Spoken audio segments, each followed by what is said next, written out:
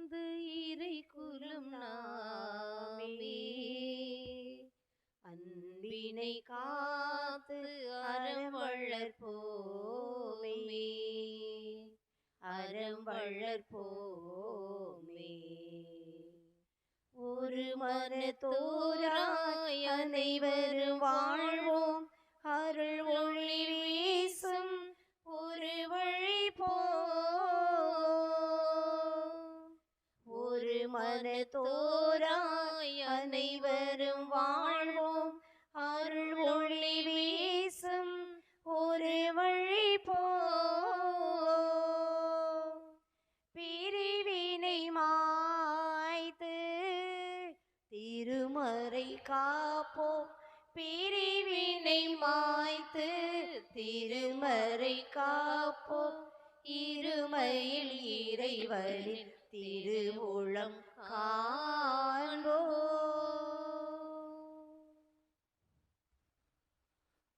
தந்தை மகன் தூயாவியார் பெயராலே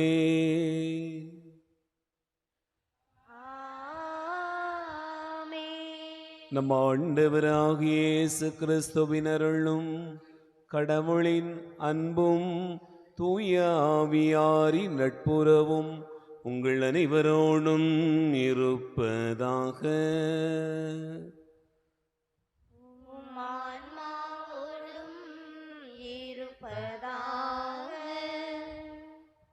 ஆண்டவர் இயேசு கிறிஸ்துவில் அன்பு நிறைந்த சகோதர சகோதரிகளே, இறைவன் நமக்கு இந்த புதிய நாளை தந்து ஆசிர்வதித்திருக்கிறார். இந்த இனிய நாளுக்காக நம் ஆண்டவருக்கு நன்றி கூறுவோம்.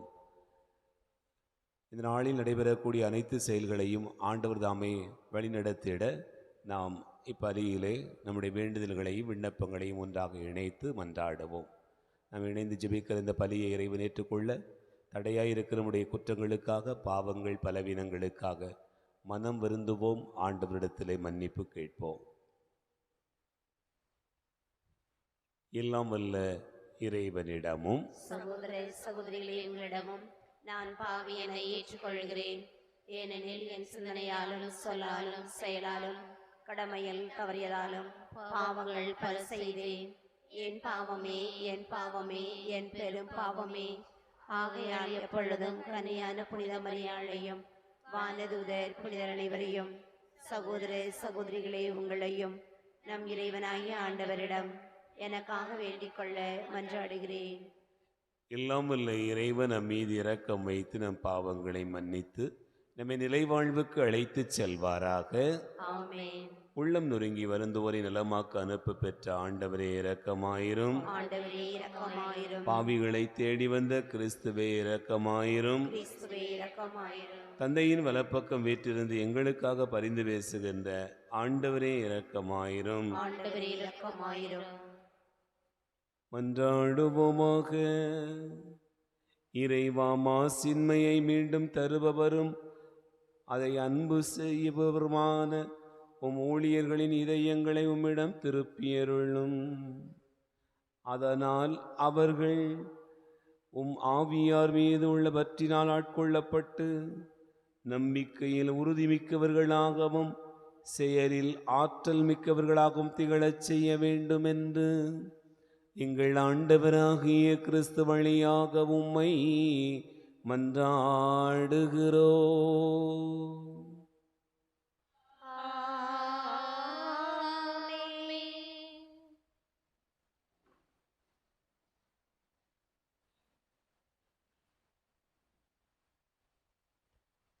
முதல் வாசகம். மனிதரில் நம்பிக்கை வைப்போர் சபிக்கப்படுவர், ஆண்டவரில் நம்பிக்கை வைப்போர் பேறு பெற்றோர். இறைவாக்கினர் எரேமியா நூலிலிருந்து வாசகம்.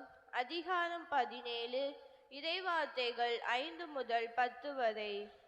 மனிதரில் நம்பிக்கை வைப்போர் சபிக்கப்படுவர், ஆண்டவரில் நம்பிக்கை வைப்போர் பேறு பெற்றோர்.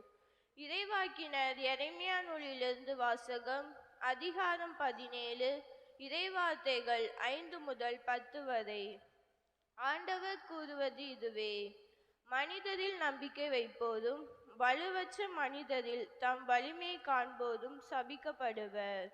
அவர்கள் பாலை நிலத்து புதர் செடிக்கு ஒப்பாவர். பருவ காலத்திலும் அவர்கள் பயனடையார். பாலை நிலத்தின் வறண்ட பகுதிகளிலும் யாரும் வாழா உவ நிலத்திலுமே அவர்கள் குடியிருப்பர். ஆண்டவரில் நம்பிக்கை வைப்போர் பேறு பெற்றோர். ஆண்டவரே அவர்களது நம்பிக்கை. அவர்கள் நீரருகில் நடப்பட்ட மரத்துக்கு ஒப்பாவர். அது நீரோடையை நோக்கி வேர் விடுகின்றது. வெப்பமிகு நேரத்தில் அதற்கு அச்சமில்லை. அதன் இலைகள் பசுமையாயிருக்கும். வறட்சி மிகு ஆண்டிலும் அதற்கு கவலை இராது. அது எப்போதும் கனி கொடுக்கும். இதயமே அனைத்திலும் வஞ்சகம் மிக்கது. அதனை நலமாக்க முடியாது என அதனை யார்தான் புரிந்து கொள்வர்? ஆண்டவராகிய நானே இதய சிந்தனைகளை ஆய்பவர், உள்ளுணர்வுகளை சோதித்து அறிபவர். ஒவ்வொருவரின் வழிகளுக்கும் செயல்களின் விளைவுகளுக்கும் ஏற்றவாறு நடத்துபவர். இது ஆண்டவர் வழங்கும் அருள்வாக்கு. பதிலுரை பாடல். பல்லவி. ஆண்டவர் மீது நம்பிக்கை கொண்டவரே பேறு பெற்றவர். நற்பேறு பெற்றவர் யார்? அவர் பொல்லாரின் சொல்லின்படி நடவாதவர், பாவிகளின் தீய வழி நில்லாதவர், இகழ்வாரின் குழுவினில் அமராதவர். ஆனால் அவர் ஆண்டவரின் திருச்சட்டத்தில் மகிழ்ச்சியுறுபவர். அவரது சட்டத்தை பற்றி இரவும் பகலும் சிந்திப்பவர். பல்லவி. மீது நம்பிக்கை கொண்டவரை பேறு பெற்றோர். அவர் நீரோடையோரம் நடப்பட்ட மரம் போல் இருப்பர். பருவ காலத்தில் கனி தந்து என்றும் பசுமையாயிருக்கும் அம்மரத்திற்கு ஒப்பாவர். தாம் செய்வதனத்திலும் வெற்றி பெறுவர். பல்லவி. ஆண்டவர் மீது நம்பிக்கை கொண்டவரை பேறு பெற்றவர். ஆனால் பொல்லார் அப்படி இல்லை. அவர்கள் காற்று அடித்து செல்லும் பதரை போல் ஆவர். நேர்மையாளரின் நெறியை ஆண்டவர் கருத்தில் கொள்வார். பொல்லாரின் வழியோ அழிவை தரும். பல்லவி. பல்லவி. ஆண்டவர் மீது நம்பிக்கை கொண்டவரே பேறு பெற்றவர்.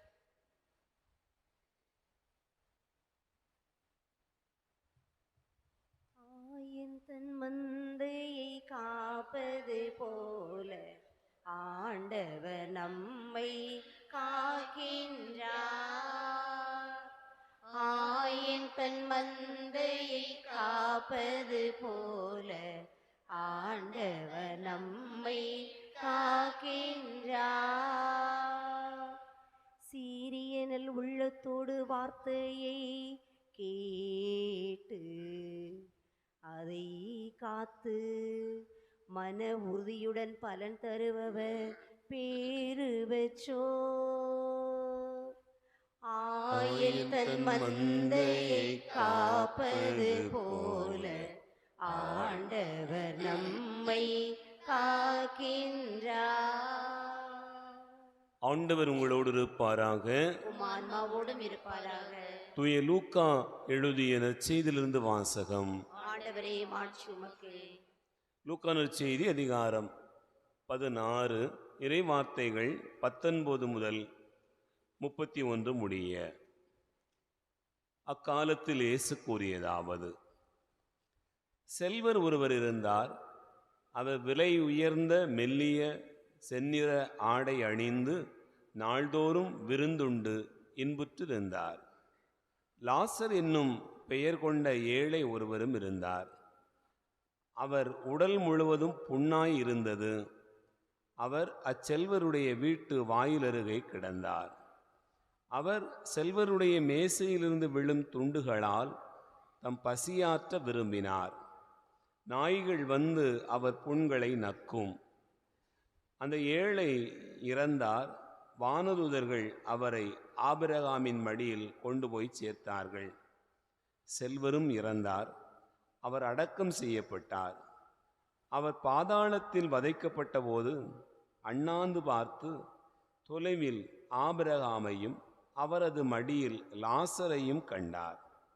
அவர், தந்தை ஆபிரகாமே, எனக்கு இரங்கும். லாசர் தமது விரல் நுனியை தண்ணீரில் நனைத்து எனது நாவை குளிரச் செய்ய அவரை அனுப்பும். ஏனெனில் இந்த தீப்பிழம்பில் நான் மிகுந்த வேதனைப்படுகிறேன் என்று உரக்க கூறினார். அதற்கு ஆபிரகாம், மகனே, நீ உன் வாழ்நாளில் நலன்களையே பெற்றாய், அதே வேளையில் லாசர் இன்னல்களையே அடைந்தார். அதை நினைத்துக்கொள். இப்பொழுது அவர் இங்கே ஆறுதல் பெறுகிறார், நீயோ மிகுந்த வேதனைப்படுகிறாய். அன்றியும் எங்களுக்கும் உங்களுக்கும் இடையே பெரும் பிளவு ஒன்று உள்ளது. ஆகையால் இங்கிருந்து ஒருவர் உன்னிடம் வர விரும்பினாலும் கடந்து வர இயலாது, அங்கிருந்து நீங்கள் எங்களிடம் கடந்து வரவும் இயலாது என்றார். அவர், அப்படியானால் தந்தையே, அவரை என் தந்தை வீட்டுக்கு அனுப்புமாறு உம்மிடம் வேண்டுகிறேன். எனக்கு 5 சகோதரர்கள் உண்டு, அவர்களும் வேதனை மிகுந்த இந்த இடத்திற்கு வராதவாறு அவர் அவர்களை எச்சரிக்கலாமே என்றார். அதற்கு ஆபிரகாம், மோசேயும் இறைவாக்கினர்களும் அவர்களுக்கு உண்டு, அவர்களுக்கு செவி சாய்க்கட்டும் என்றார். அவர், அப்படியல்ல தந்தை ஆபிரகாமே, இறந்த ஒருவர் அவர்களிடம் போனால் அவர்கள் மனம் மாறுவார்கள் என்றார். ஆபிரகாம், அவர்கள் மோசேக்கும் இறைவாக்கினருக்கும் செவிசாய்க்காவிட்டால் இறந்த ஒருவர் உயிர்த்தெழுந்து அவர்களிடம் போனாலும் நம்ப மாட்டார்கள் என்றார். ஆண்டவரின் அருள்வாக்கு. கிறிஸ்துவே உமக்கு புகழ்.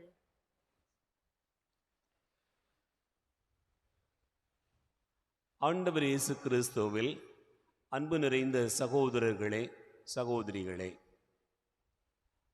தவக்காலத்தில் பயணித்துக் கொண்டிருக்கிறோம்.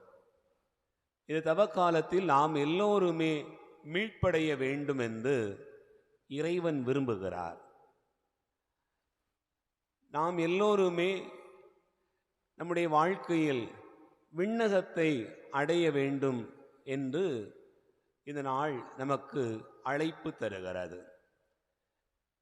இந்த மீட்பை, இந்த விண்ணகத்தை அடைய வேண்டும் என்று சொன்னால் அதற்கான பாதை எங்கே இருந்து ஆரம்பிக்கிறது என்று நீங்கள் நினைத்து பார்த்தீர்கள் என்று சொன்னால், நாம் மீட்படைவதற்கு, நாம் விண்ணகம் செல்வதற்கான பாதை எங்கோ அமெரிக்காவில் தொடங்குவதில்லை, அல்லது ஆப்பிரிக்காவினுடைய காடுகளில் அது இருப்பதில்லை.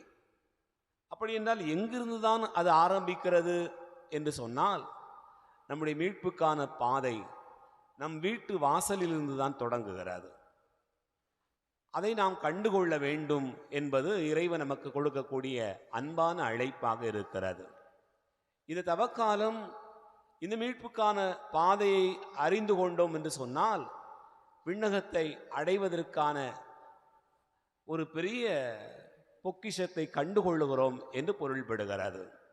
அன்பார்ந்தவர்களே, இன்றைய நற்செய்தி பகுதியை நாம் வாசிக்கிற போது ஒரு செல்வந்தர், ஏழை லாசர் என்று இருவருடைய வாழ்க்கையும் குறித்து சொல்லப்பட்டிருக்கிறது. இந்த செல்வந்தருடைய வீட்டு வாசல் அருகேதான் இந்த லாசர் படுத்து கிடந்தான்.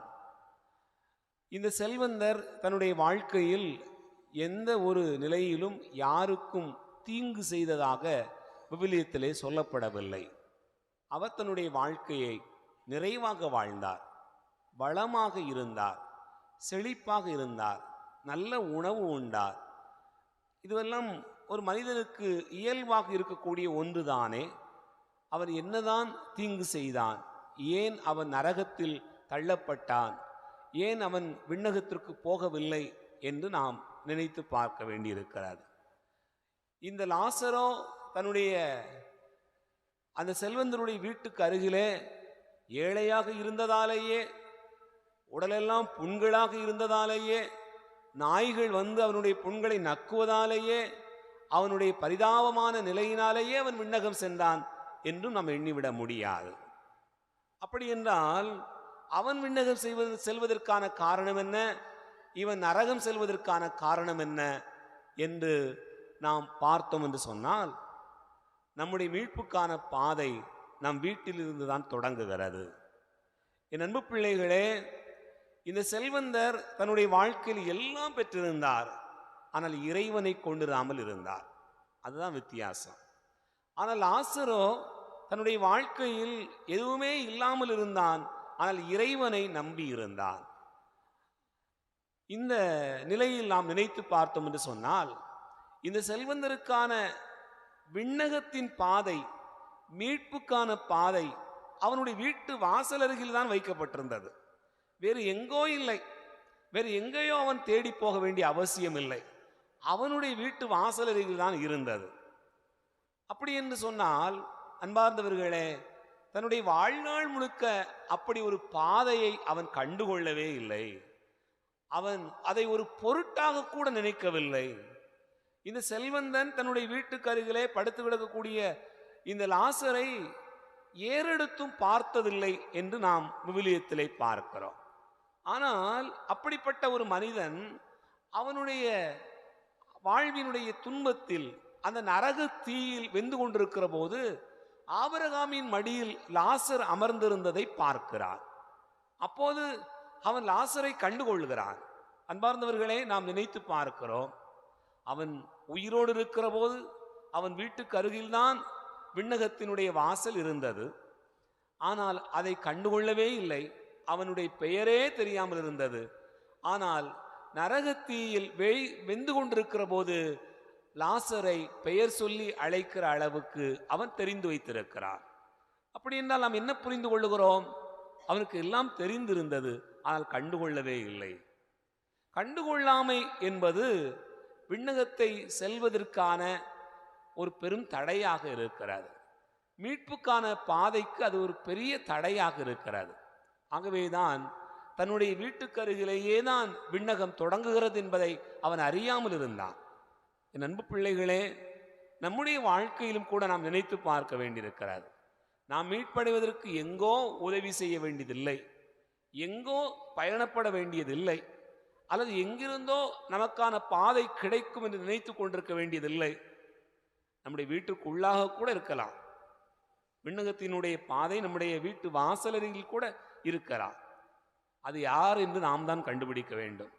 நம்முடைய அம்மாவா இருக்கலாம், அப்பாவா இருக்கலாம், உடன் பிறந்தவர்களாக இருக்கலாம், நமக்கு தெரிந்தவர்களாக இருக்கலாம், அறிமுகமானவர்களாக இருக்கலாம். அன்பார்ந்தவர்களே, நமக்கு எல்லா வளமையும் ஆண்டவர் தந்திருப்பது எதற்காக? நாம் பெற்றுக்கொண்டிருக்கக்கூடிய வசதி, வாய்ப்புகள், செல்வங்கள் எல்லாம் எதற்காக? நாம் மீட்படைவதற்காகத்தான். அந்த மீட்பின் பாதை எங்கே இருக்கிறது? நாம் பெற்றிருக்கக்கூடிய செல்வத்தின் பாதையில் யாராவது எளியவர்கள், கண்டுகொள்ளப்படாதவர்கள், கஷ்டப்படுகிறவர்கள், துன்புறுகிற மனிதர்கள் இருப்பார்கள் என்று சொன்னால் அவர்களுக்கு நாம் ஒரு கிண்ணம் தண்ணீர் கொடுப்போம் என்று சொன்னால் நமக்கு ஆபிரகாமின் மடி என்பது உண்டு. இல்லை என்று சொன்னால் விண்ணகத்திலே ஆபிரகாமின் மடியில் லாசர் அமர்ந்திருக்கிற போது ஒரு சொட்டு தண்ணீருக்காக நாம் காத்திருக்க நேரிடும். சிந்திப்போம்.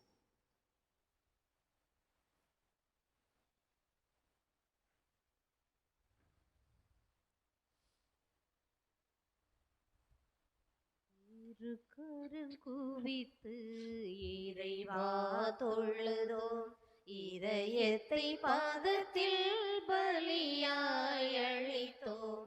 இரு கரம் குவித்து இறைவா தொழுதோம். நிலத்தில் விளைந்த மணிகள் குவிந்து கொடியில் குழுங்கும் கனிகள் உதிர்ந்து, நிலத்தில் விளைந்த மணிகள் குவிந்து கொடியில் குழுங்கும் கனிகள் உதிர்ந்து, படைப்புக்கள் அனைத்தும் பரம்புகள் இசைத்து, படைப்புக்கள் அனைத்தும் பரம்புகள் இசைத்து, பகலவன் ஒளியில் பலியாய் உயரும். இரு கரம் குவித்து இறைவா தொழுதோ. சகோதர சகோதரிகளே, என்னுடையது உங்களுடையதுமான இந்த பலி எல்லாம் வல்ல தந்தையாக இறைவனுக்கு ஏற்றதாகும்படி செபியுங்கள். ஆண்டவர் தமது பேரின் புகழ்ச்சிக்காகவும் மாற்றுக்காகவும் நமது நன்மைக்காகவும் புனித திரு அவை அனைத்து நலனுக்காகவும் மது கையிலிருந்து பலியை ஏற்றுக்கொள்வாராக. ஆண்டவரே, இப்பலியினால் எங்கள் தவக்கால முயற்சியை புனிதப்படுத்தி அருளும். அதனால் நாங்கள் புறவாழ்வில் கடைப்பிடிக்கும் தவக்கால முயற்சிகள் எங்கள் அகவாழ்விலும் பயனுள்ள வகையில் செயல்பட வேண்டும் என்று எங்கள் ஆண்டவராகிய கிறிஸ்து வழியாக உம்மை மன்றாடுகிறோம்.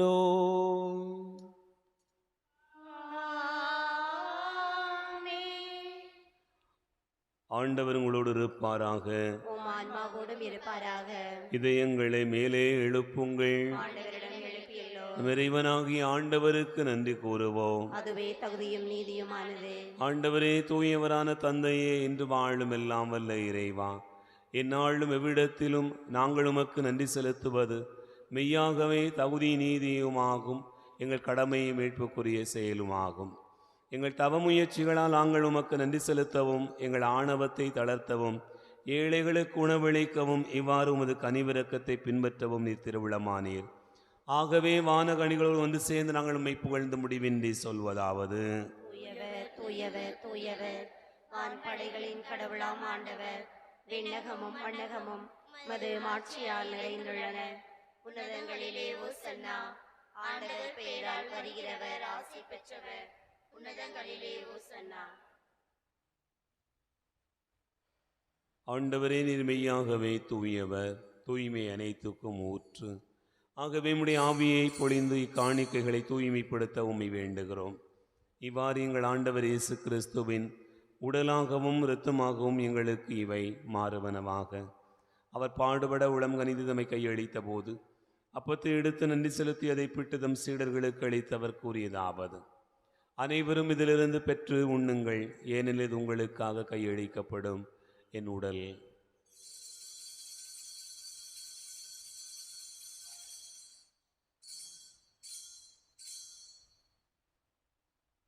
அவ்வண்ணமே இரவு விருந்தேருந்திய பின் கிண்ணத்தை எடுத்து மீண்டும் உமக்கு நன்றி கூறி தம் சீடர்களுக்கு அளித்தவர் கூறியதாவது: அனைவரும் இதிலிருந்து பெற்று பருகுங்கள், ஏனெனில் இது புதிய நிலையான உடன்படிக்கைக்குரிய என் இரத்தத்தின் கிண்ணம்.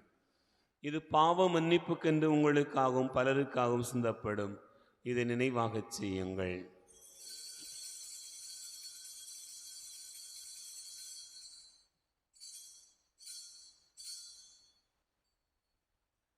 நம்பிக்கையின் மறைபொருள்.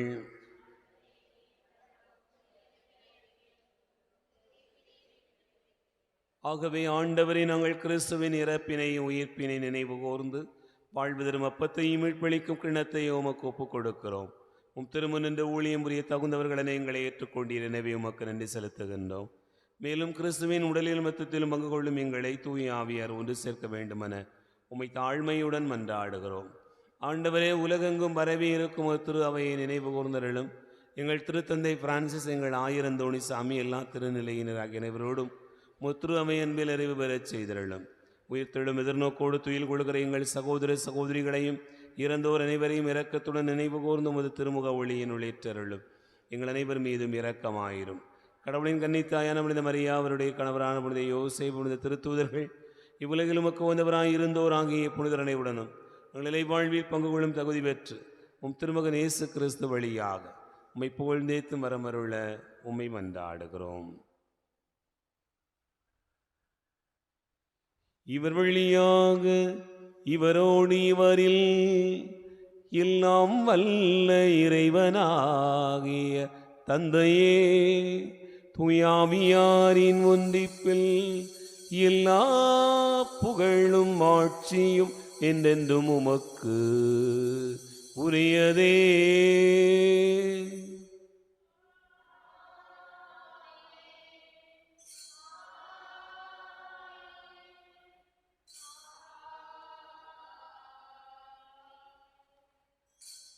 நம் ஆண்டவர் இயேசு கிறிஸ்து கற்றுக் கொடுத்தவாறு விண்ணக தந்தையை நோக்கி ஜெபிப்போம்.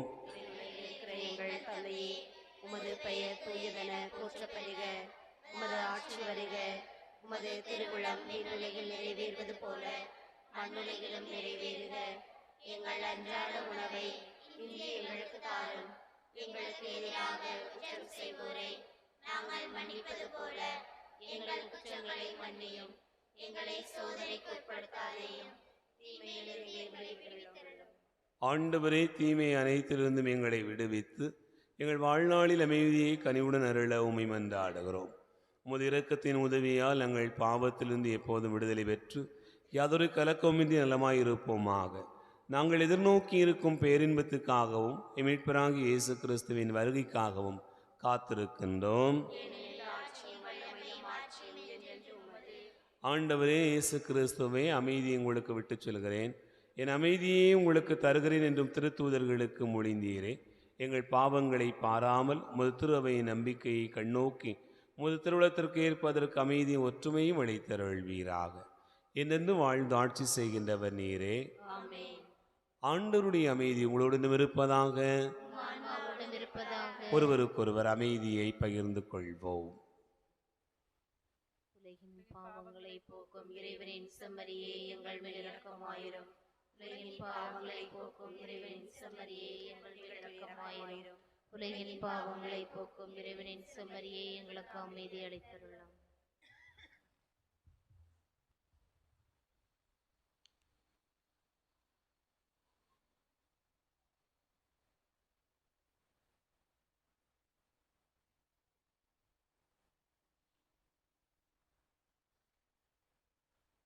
இதோ இறைவனின் செம்மறி, இதோ உலகின் பாவங்களை போக்குகிறவர். செம்மறியின் விருந்துக்கு அழைக்க பெற்றோர் பேறு பெற்றோர்.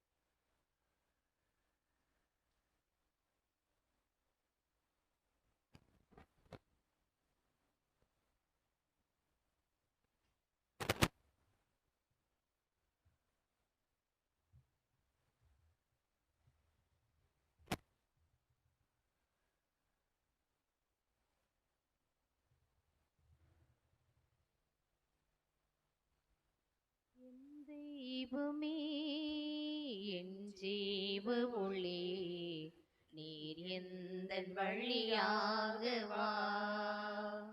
நான் உந்தன் வழி தன்னில் வழுவாமல் வழி செல்ல வருந்தும் என் வளமாக வா.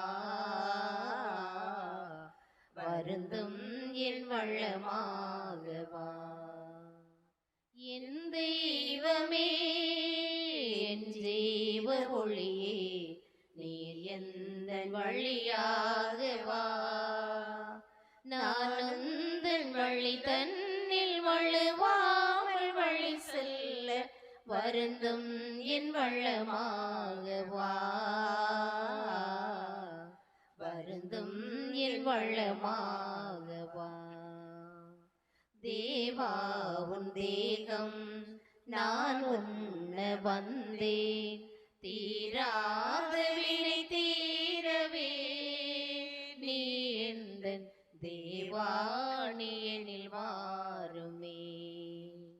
தேவா உன் தேகம் நான் உண்ண வந்தேன், தீராத வினை தீரவே நீ எந்தன் தேவா, நீ எனில் வாருமே.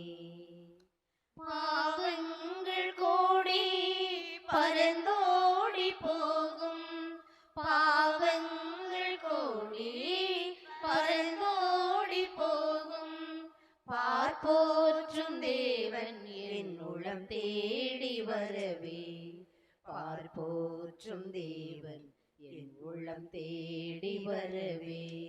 என் தெய்வமே, என் ஜீவ ஒளியே, நீ எந்தன் வழியாக வா.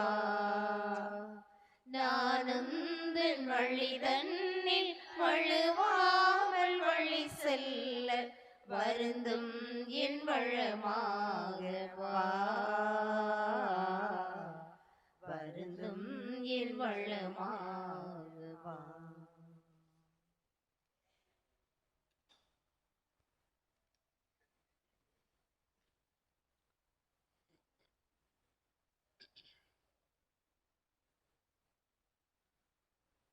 மன்றாடுவோமாக.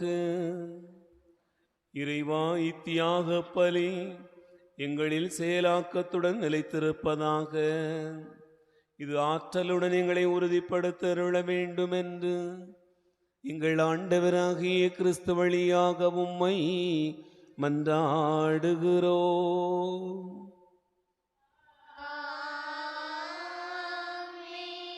ஆண்டவர் உங்களோடு இருப்பாராக.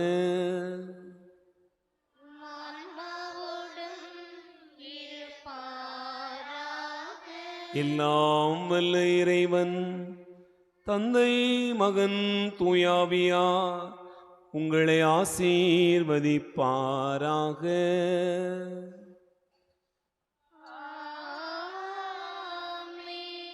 சென்று வாழுவோம். திருப்பலி நிறைவேறிற்று.